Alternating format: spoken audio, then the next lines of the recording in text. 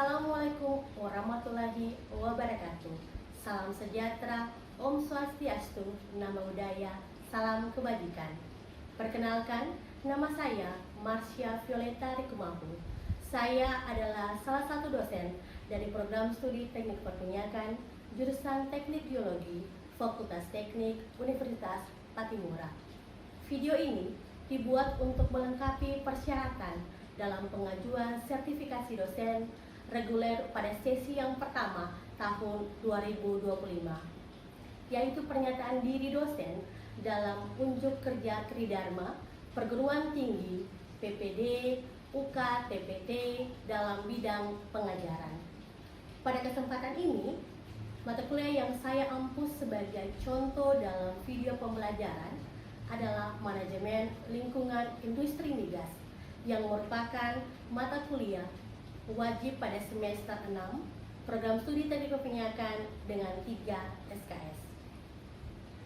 Mata kuliah Manajemen Lingkungan Industri Migas adalah ilmu yang membahas prinsip, konsep, penerapan, pengelolaan, dan pengendalian dampak lingkungan dari kegiatan hulu hingga hilir, peraturan perundangan lingkungan, pengolahan limbah, dan analisis risiko lingkungan migas. CPMK-nya yang pertama, mahasiswa mampu menjelaskan prinsip-prinsip manajemen lingkungan dan relevansinya terhadap keberlanjutan industri migas, serta mengidentifikasi sumber, jenis, dan dampak limbah dari aktivitas migas. Yang kedua, mahasiswa mampu menganalisis regulasi, baku mutu lingkungan, dan teknologi pengendalian pencemaran dalam kegiatan migas baik onshore maupun offshore.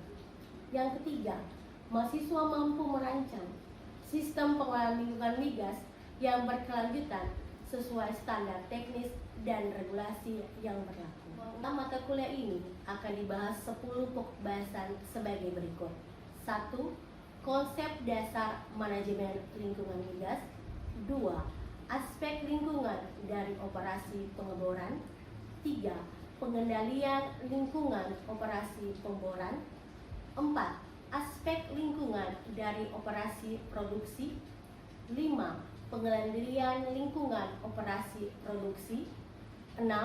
Prinsip-prinsip pengelolaan lingkungan. 7. Pengelolaan lingkungan migas. 8. Regulasi lingkungan migas. 9. Manajemen lingkungan, dan 10. Insentif pengelolaan lingkungan. Pada mata kuliah ini terdapat aspek penilaian sebagai berikut.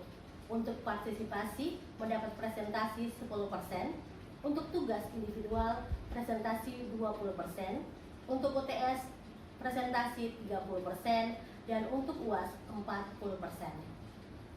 Berikut ini adalah contoh video pembelajaran yang akan dilakukan secara luring di dalam kelas. Selamat siang adik-adik mahasiswa sekalian. Selamat siang, Ibu. Apa kabarnya hari ini? Baik, Ibu. Oke, hari ini kita akan ada dalam pertemuan mata kuliah manajemen lingkungan migas, industri migas dengan kode mata kuliah itu TPM 465 untuk pertemuan yang ke-12. Sebelum kita ada dalam diskusi atau pembelajaran di hari ini, Ibu ingin menanyakan kepada adik-adik mahasiswa, pernahkah dari antara adik-adik semua yang pernah magang atau kerja praktek di industri migas? Siapa yang pernah? Boleh angkat tangan? Oke, hampir semua di sini sudah melakukan magang atau kerja praktek di industri migas. Mungkin Ibu minta salah satu, Felicia mungkin bisa sharing kira-kira apa saja yang didapatkan pengalaman terkait dengan penerapan manajemen K3 di sana? Ya, silakan. Selamat siang Ibu dan teman-teman. Di sini saya mau menceritakan sedikit tentang pengalaman saya melakukan PKL di Pertamina Air tersebut. Di sana Ibu, untuk sistem K3 mereka itu dalam hal ini kita kenal sebagai HSE. Sebelum mengawali setiap kegiatan di lapangan migas itu, kita dilakukan induction seperti pengenalan peralatan-peralatan safety di lapangan dan mitigasi yang dilakukan jika seandainya terjadi kecelakaan kerja. Misalnya salah satu peralatan yang diperkenalkan, saya kasih contoh, misalnya ada kapar teman-teman di sana untuk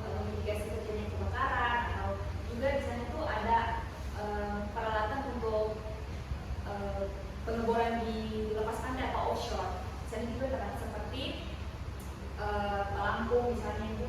Lalu selain itu sebelum kita memasuki lapangan juga ada yang namanya pemeriksaan kesehatan, misalnya tekanan darah diperiksa di sana.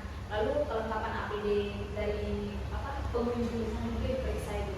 Nah, tentunya hal ini tuh merupakan sesuatu hal yang baru bagi kami ketika kami hanya duduk belajar di kelas, tapi ketika kami berada di lapangan, hal ini cukup menjadi sesuatu yang baru dan tentunya ini menjadi pengalaman berharga bagi kami. Mungkin ini bisa saya bagikan di sana. Terima kasih. Ya, terima kasih. Sesuai dengan pemaparan yang tadi disampaikan oleh adik mahasiswa Indonesia, maka hari ini Ibu akan membahas terkait dengan penerapan HSE di industri migas. Hari ini ada 3 pokok bahasan yang akan dijabarkan. Yang pertama tentang bagaimana penerapan HSE di industri migas, kemudian bagaimana kita mengidentifikasi bahaya dan risiko ketika kita bekerja di industri migas, dan yang ketiga kita mencoba melihat apa sih studi-studi kasus kecelakaan yang pernah terjadi di industri migas. Untuk itu kita akan selanjutnya ke slide yang berikut. Nah, mungkin sesuai tadi pemaparan kita mungkin sudah tahu apa itu HSE.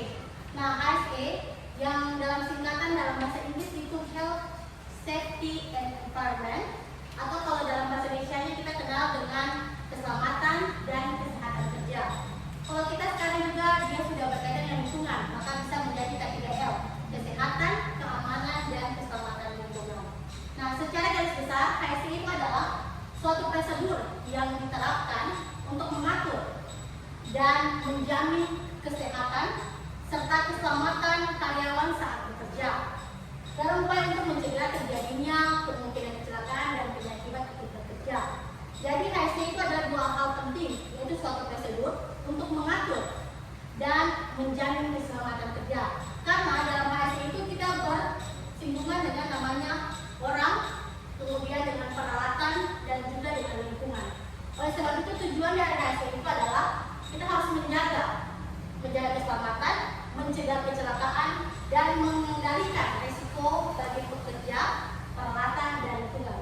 Jadi HSE itu adalah hal yang penting, seperti tadi yang dijelaskan oleh Felicia saat pembukaan kita untuk mengawal pembelajaran hari ini. HSE itu hal penting. Jadi kadang-kadang kalau misalnya kita ke lapangan, kenapa HSE itu menjadi hal tujuan sebelum kita lakukan kegiatan di lapangan? Karena ketika kita tidak bisa menjaga, tidak bisa mencegah risiko, maka pasti akan terjadi kecelakaan. Selanjutnya, nah, kalian semua adalah orang-orang nanti yang pada saatnya akan bekerja di industri migas. Nah, kira-kira bagaimana penerapan industri migas secara umum? Nah, tadi yang dijelaskan oleh Felicia itu adalah induksi K3 sebelum bekerja. Nah, sebelum kalian bekerja untuk masuk ke ruang lingkungan untuk migas, biasanya itu ada induksi. Ini tuh pengenalan.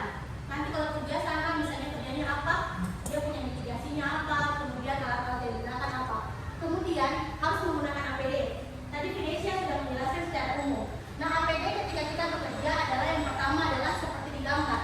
Dia menggunakan helm, kemudian dia menggunakan wear pack, kemudian dia menggunakan safety shoes, kemudian kalau dia menggunakan glasses, kemudian kalau misalnya bekerja dengan kebisingan dia juga menggunakan earplug, dan juga hal-hal yang bersifat kalau tergantung penggunaan APD itu tergantung dengan pekerjaan nanti apa yang akan kita lakukan. Kemudian permit to work. Jadi setiap pekerjaan nanti, karena ketika kita masuk ke industri migas, pekerjaan itu tidak satu untuk semua, tapi ada beberapa poin. Misalnya pengelasan, misalnya pengeboran, dia punya izin pekerjaan itu beda-beda. Itu namanya permit to work. Jadi ketika kita memasuki industri migas, kita harus menerapkan permit to work, harus buat surat izin. Saya mau kerjaan ini kira-kira diizinkan oleh atasan atau pimpinan terlebih dahulu. Kemudian JSA, Job Safety Analysis. Nanti secara rinci akan dijelaskan pada slide berikutnya, yaitu bagaimana kita menganalisis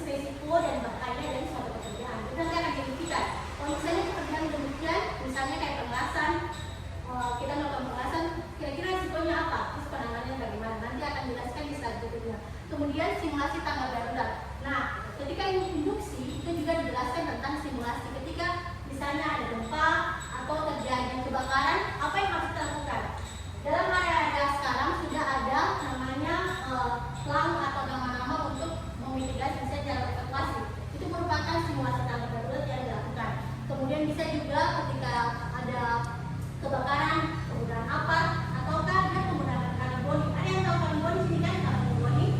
Nah, itu juga merupakan simbol tangkap darurat ketika terjadi kebakaran. Kemudian inspeksi. Nah, kalau kerja di migas ini juga menggunakan alat-alat, jadi pasti ada inspeksi rutin untuk peralatan.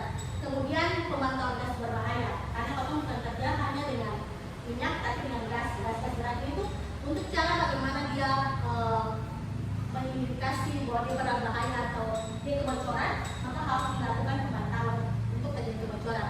Kemudian kita juga harus diberikan pelatihan untuk bagaimana mendeteksi kebakaran dan ketika ada korban bagaimana cara mengevakuasi. Kemudian ketika kotor kerja itu harus melakukan penerapan 5R, ringkas, rapi, resik, rapat, rawat, dan rapi. Jadi ketika kita sudah selesai dengan pekerjaan yang migas itu harus melakukan penerapan 5R. Jadi harus bersih supaya tidak terjadi kecelakaan. Selanjutnya, nah selain potong tahu dan potong paham terhadap KSP, kemudian penerapannya bagaimana, potong juga bisa tahu mitigasi dan deteksi awal dan risiko. Nah, ini secara umum ada 7 jenis bahaya di fisik, kemudian kimia, biologi, mekanis, ekonomi, psikologi, dan lingkungan. Fisik, potong kerja itu umumnya untuk minyak itu potong itu pasti bisi. Kemudian potong baju yang potong gunakan pasti dia panas. Kemudian potong punya suhu ruangan atau terjadi dengan temperatur yang panas juga pasti menyebabkan potong punya bahayanya adalah terjadi kegerahan dalam potong tidak diri. Kemudian tekanan tinggi, getaran, dan radiasi itu merupakan contoh-contoh dari fisik. Kimia, ada bahan-bahan kimia yang potong biru, ada bahan-bahan kimia yang digunakan dalam potong punya lingkungan migas. Kemudian ada B3, itu merupakan bagian-bagian dari kimia. Biologi, apalagi kalau potong kerja di offshore, kadang-kadang potong mungkin yang mandi, kemudian air juga mungkin tidak nyaman potong karena air garam. Nah, itu bisa menyebabkan bakteri. Karena baju yang potong gunakan itu kan kadang-kadang satu pakai semua, pakai ulang-ulang. Nah, kalau tidak sering dicuci, itu bisa menjadi bakteri. Itu juga merupakan bahaya dari biologis. Kemudian mekanis, potong punya alat-alat yang digunakan di industri migas, itu adalah berat, ada kren yang bisa angkat dan mengangkat pipa, kemudian ada pokoknya lebih ke menggunakan kren, sama pakai kren di atas pipa semuanya itu merupakan alat ekonomi. Ekonomi adalah bagaimana kondisi potong nyaman.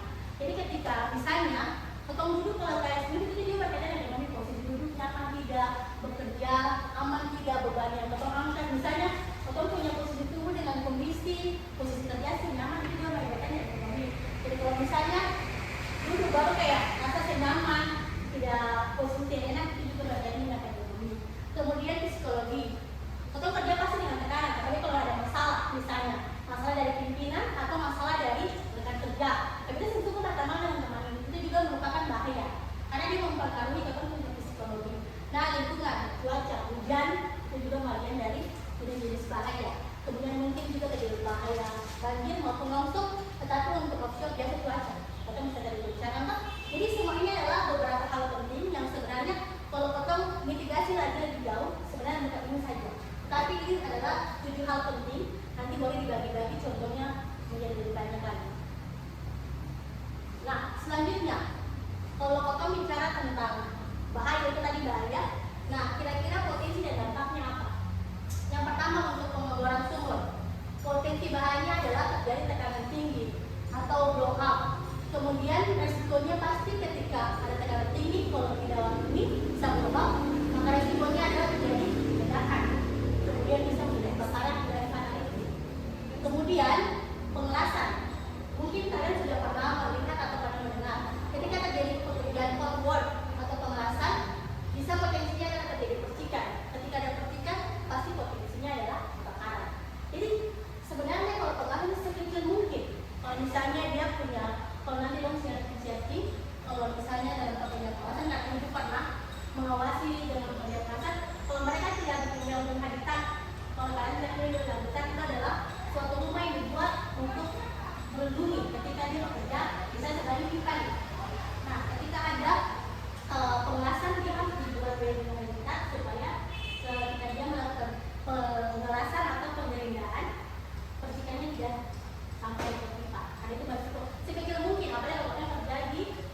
kayak segala pipa jalur aktif itu pasti beresiko.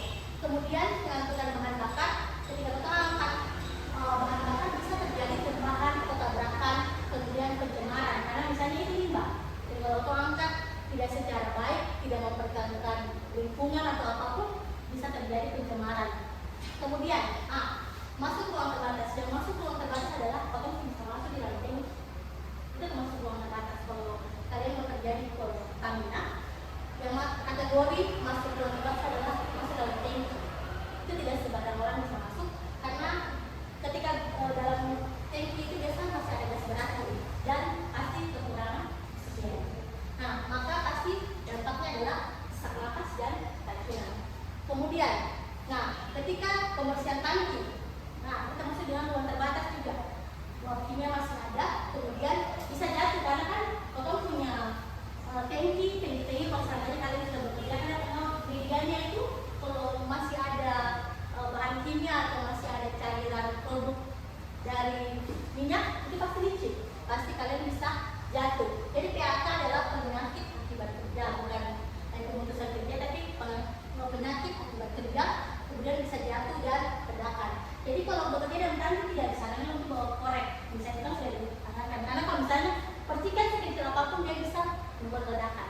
Kemudian pembongkaran muat gas LPG, kalau misalnya konsekuensinya adalah bisa inflame, bisa terjadi kebocoran, maka terjadi ledakan. Oke, secara sini kalian mengerti? Contohnya seperti ini. Nah, ini adalah penerapan dengan menggunakan hierarki. Jadi dia mulai dari eliminasi. Kalau kemarin dijelaskan itu ada yang bentuk seperti segitiga. Nah, juga dari eliminasi, substitusi, rekayasa teknik, administratif, dan APD. Nah, ini adalah yang paling penting sampai yang nanti tidak bukan terlalu pentingnya menjadi alat terakhir. Nah, misalnya dalam proses pengerjaan, kalau eliminasi itu apa penjelasannya? Yaitu penghapusan bahaya sebelum dan dari proses kerja. Contohnya, kalau penerapan di migas, tidak lagi menggunakan metode pembersihan tangki, misalnya pekerjaan tangki secara manual, tetapi digantikan dengan robotik. Jadi sekarang pakai manusia lagi, tapi sudah ada robotik tank yang untuk membersihkan ini. Misalnya alternatif penggantinya. Tapi kenapa orang pakai misalnya lebih baik manusia sembahyang atau biayanya gini? Kalau pakai robotik atau mesti dia punya penggunaannya harus menggunakan biaya besar. Jadi itu dieliminasi. Misalnya pengganti, misalnya kayak kita pakai ini tapi kenapa biaya mahal? Jadi ganti ini. Kemudian substitusi, mengganti bahan atau basis berbahaya dengan yang lebih aman. Contohnya, kalau menggunakan pelarut pembersih berbasis benzina berakhir dengan bahan pembersih berbasis air. Jadi misalnya karena waktu pakai benzina mahal, atau ganti yang lebih baik, kemudian pakai air apa gitu. Yang penting sebenarnya dia punya fungsi sama, cuma karena mungkin dengan benzina dia lebih baik. Cuma karena kalau misalnya sudah benzinnya bersih dulu. Jadi itu namanya seperti menggantikan. Eliminasi dari kan menggantikan. Kemudian rekayasa teknik. Orang teknik pasti punya cara bagaimana membuat rekayasa. Dalam menginspirasi orang dari banyak menggunakan peralatan teknologi. Misalnya ventilasi otomatis di ruang terbuka, sensor gas dan detektor untuk bertarik pada part mesin. Jadi dia bisa buat rekayasa sendiri, misalnya untuk udara dia bisa bikin apa begitu. Ketika ada kegiatan lain dia buat. Jadi kalau anak teknik pasti kan punya pola pikir, pasti kalau misalnya begini kira-kira atau nggak kayak gini, dia pasti ada cara-cara tertentu. Kemudian administrasi atau untuk penjelasannya yaitu mengubah cara kerja, mengatur SOP dan pelatihan. Nah, yang tadi ibu bilang, dia harus melakukan permitting work. Jadi setiap pekerjaan itu harus punya izin. Kemudian harus buat DSA. Ini bukan DSA, nanti DSA setelah ini. Jadi dia harus punya bagaimana membuat DSA. Jadi umumnya biasanya kalau di Pertamina itu ada namanya permit to work, itu ada beberapa. Kalau pengelasan tadi ada yang tadi di slide pekerjaan work itu bagian dari pengelasan, itu ada permitnya. Kemudian ada kalau ada hot berarti ada cold. Nah kalau cold itu contohnya kayak pekerjaan cuma bikin bangunan itu tidak menggunakan listrik, jadi itu hot. Kemudian ada pekerjaan beruang terbatas,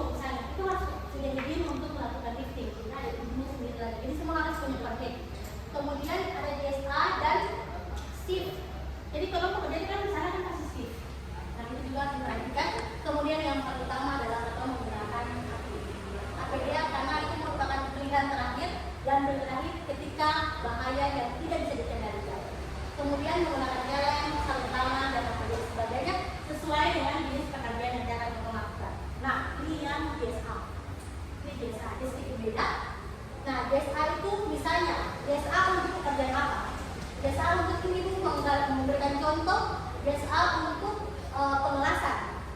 Nah, dimulai dari persiapan. Jadi sampai di terakhir dengan pembersihan lahan. Pertama dari persiapan peralatan pengelasan. Kira-kira potensi apa yang nanti akan didapat ketika Totom punya pekerjaan persiapan peralatan pengelasan? Yaitu alat rusak, kabel sobek. Misalnya yang Totom punya alat persiapan nih, dapat alatnya rusak, kabelnya sobek, APD yang lengkap, misalnya pegawai yang bekerja tidak lengkap. Nah, resikonya pasti adalah ketika kabel rusak orang pakai, pasti ada singatan listrik, kemudian luka, kemudian ketika APD kamu pakai yang lengkap, yang harusnya efisiensi pekerjaan karena terlambat, si efisien lagi. Itu contohnya. Kemudian pengendalinya adalah kamu harus memeriksa peralatan, kemudian memeriksa APD dan usahakan briefing. Jadi pasti ada seseorang yang menjadi mandor yang akan melakukan briefing sebelum Totom melakukan pekerjaan. Nah, kemudian pasti Totom ada yang tadi, kenapa keluar karena pelaksanaan pekerjaan panas. Nah, bahayanya apa? Tadi aku bilang, percikan api, ledakan uap dan sengatan listrik. Resikonya adalah pasti terjadi luka bakar, kebakaran, ledakan dan kematian. Oleh sebab itu harus punya permit. Kemudian itu, saya tadi udah saya blanket. Blanket. Jadi harus punya dan dipakai yang semuanya. Kemudian ada firewall standby dan sistem untuk ventilasi aktif. Nanti dia punya media untuk orang berarti dia punya peralatan sendiri. Kemudian perlindungan dan inspeksi yang jelas. Jadi hasil pengelasan itu tidak langsung diterima dengan baik, tapi dia harus diperhatikan dan inspeksi apakah pipa yang hasil pengelasan itu lolos untuk digunakan. Jadi ada welding inspector untuk memeriksa hasil pengelasan. Apalagi kalau misalnya pipa yang digunakan pipa untuk after, itu dia harus melakukan X-ray. Jadi untuk perlindungan dan inspeksi hasil las itu tidak sembarang. Jadi untuk las itu tuh juga ada las argon. Las argon itu las yang untuk pipa-pipa yang punya produk-produk seperti after atau gas. Karena kan kalau Totom menggunakan after kan tidak sembarang. Kalau misalnya pemeriksaan di pelabuhan di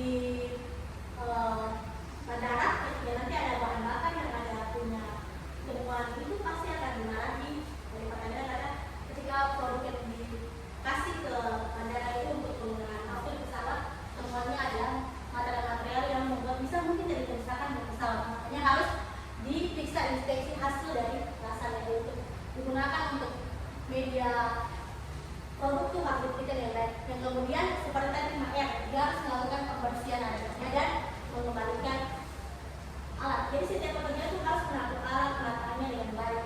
Kemudian posisinya, nah karena Totom kan pasti ada lubang oli, sisa barang tajam. Kemudian pasti kelas ketika Totom berindah pasti alat berindah, alat berindah pasti Totom membuang. Nah itu harus dibersihkan dan itu merupakan bahan limbah. Nah tugas buat kalian sebelum Totom mengakhiri pertemuan hari ini, tugasnya adalah bikin biasa. Memahami tes biasanya seperti ini untuk pekerjaan ini masing-masing orang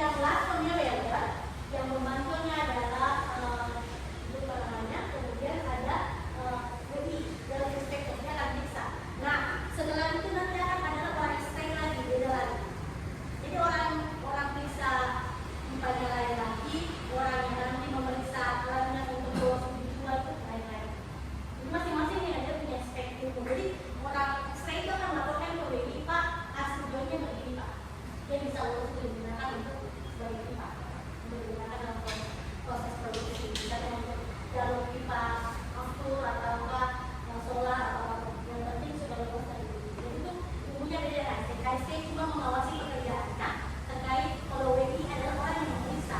Tetapi untuk menjadi input output hasilnya adalah pakai Excel. Jadi tahapannya beda. Jadi kalau orang KSC itu hanya mengawasi pekerjaan, tapi untuk lainnya bukan dari KSC. Oke? Oke, terima kasih Indonesia. Ada lagi yang ingin bertanya?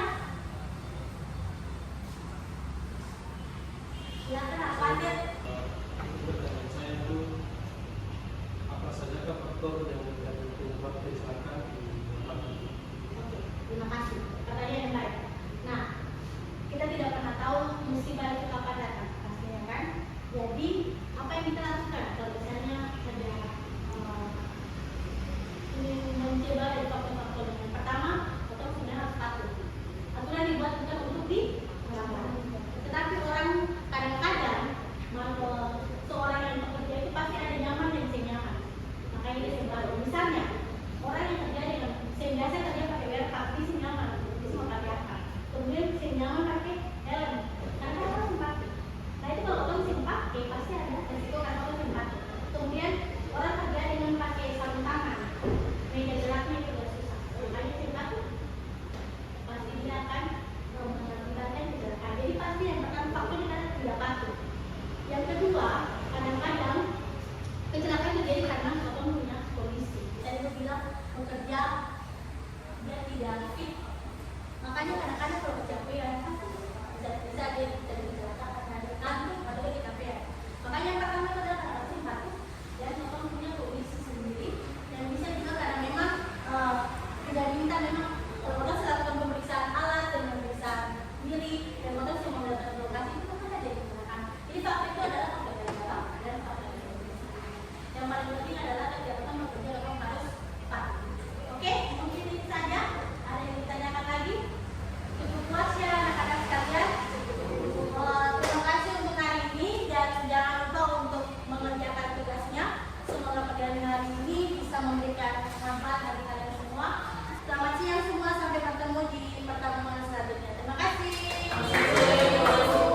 Demikianlah deskripsi singkat serta cuplikan proses pembelajaran dari mata kuliah Manajemen Lingkungan Industri Migas. Wassalamualaikum warahmatullahi wabarakatuh.